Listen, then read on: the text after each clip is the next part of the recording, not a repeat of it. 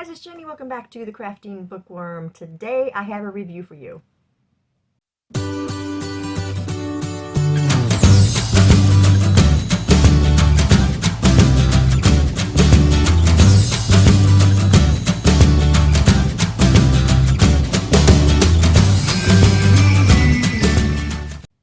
Okay, welcome back everyone. Welcome new subscribers. Thanks to each and every one of you for your continued support. Whether you're here for books or crafts, I appreciate each and every one of you. So, I do have a review for you today, and today we are reviewing Darling Girl. This is by Liz Mikulski. I think that's how you say her last name. And this is a reimagining of Peter Pan. So we got a little bit of magical realism going on in this book. That part of it was, I don't know, just a bit much for me, but I don't read many magical realism, so it's probably right on point. So anyway, I feel like the best way to describe this book to you is just to first read you the synopsis of this one, because there's a lot going on in this book. Okay, so it says, life is looking up for Holly Darling, granddaughter of Wendy. Yes, that Wendy. She's running a successful skincare company. Her son Jack is happy and healthy, and the tragedy of her past is well behind her, until she gets a call that her daughter Eden, who has been in a coma for nearly a decade, has gone missing from the estate where she's been long tucked away. And worst of all, Holly knows who must be responsible: Peter Pan, who is not only very real, but very dangerous. Eden has a rare condition, a secret that Holly is desperate to protect, especially from Eden's half-brother Jack, who knows nothing about his sister or the crucial role she plays in his life. Holly has no one to turn to. Her mother Jane is the only other person in the world who knows that Peter is more than a story, but she refuses to accept that he is not the hero she always imagined.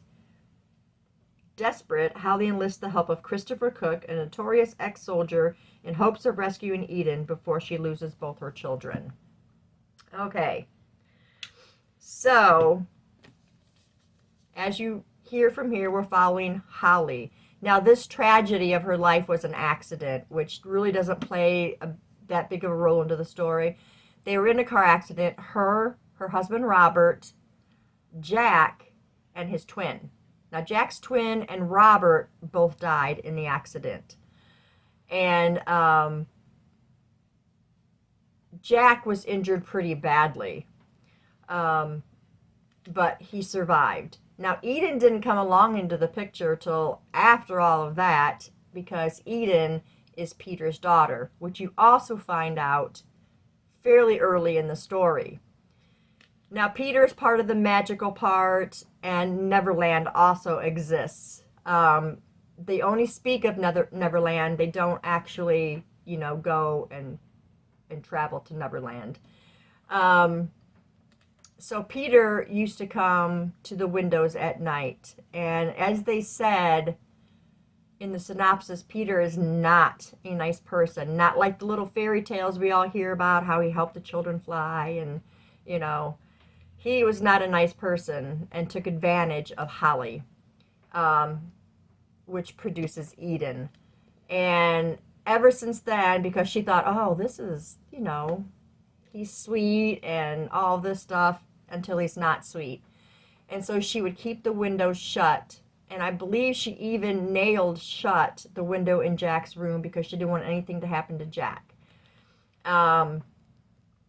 Eden has an accident and she falls out of a tree. And that's what, I think it was like 20 feet up, if I can remember correctly. And that's what puts her in that coma. And Holly strives her life away trying to figure out how to get Holly, or how to make Eden well and come out of this coma, and she was never successful with that. So she's in one estate, and then Jack grows up not knowing who Eden is. He knows nothing about his sister because, he was really young, and doesn't have the memory of her being around in their life. And so she's keeping that from Jack, and she's really keeping Eden's secret from a lot of people. A lot of people don't know who Eden is. And so Jack and Holly live in a different place, and then Eden is in this other estate. And And also like it said, Holly's mom, Jane, is the only other person that knows that Peter is real. You can't just go around and say, hey, you guys know what? Peter Pan is, real. You would look like a psycho. So nobody knows the story, but they are the Darling family, which, derives from the Peter Pan story. I feel like in this story, not a whole lot of the characters are very likable. I liked Holly to a point, but she tended to keep too much from other people, where maybe she could have had more help if she would have been more forthcoming with, ideas that she had. And Barry, who started this company, this make-it company she's making millions of dollars from this company. And Barry turned her on. I think he knew about Holly. No, she told Barry that she had to go for business, is what it was. And then he finds out somehow about Holly, and he turns her on to Christopher, who is this ex-soldier, but he's a detective. Now, Christopher gives off those very rough vibes. He makes you feel that he's not very trustworthy, so I had a hard time with him in the beginning. I figured he had something up his sleeve. He wasn't really there to help her, and I had all these ideas going on in my head. So he did tend to grow on me. I don't know about other people. And her mother, she was just oblivious to so much. She was not really that big of a help.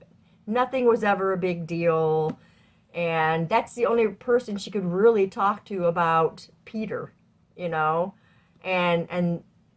Eden and this. And I'm going to tell you all that because that's something that you just need to discover that part on your own. I feel like that would give too much away. How it was talking about Eden's rare condition and such. Now, I did tell you that she's Peter's daughter, and you can go from there with that and go that with, in your mind as you read the story. And that may help a little bit of figuring things out. So anyway, the characters just weren't that likable to me. I felt like the magical realism part was a little out there. But then again, I don't read much magical realism, so it could, like I said, it could be on point. And I'm just, not used to reading magical realism. So like I said, it was a little out there for me on that. And then there were those spots that were kind of slow, and you're like, this took me a long time to read. But I also had my daughter and grand blessings here for 2 weeks, so I didn't really get a chance to read either. So that kind of played into that. But anyway, I ended up rating this 3 stars. I felt like it was a good concept. The story had a good concept. I just don't think it was put together quite. It could have been more. I'll just say that. I feel like it could have come together a little bit better in the story. So you guys can read it and you can decide what your ideas are on it.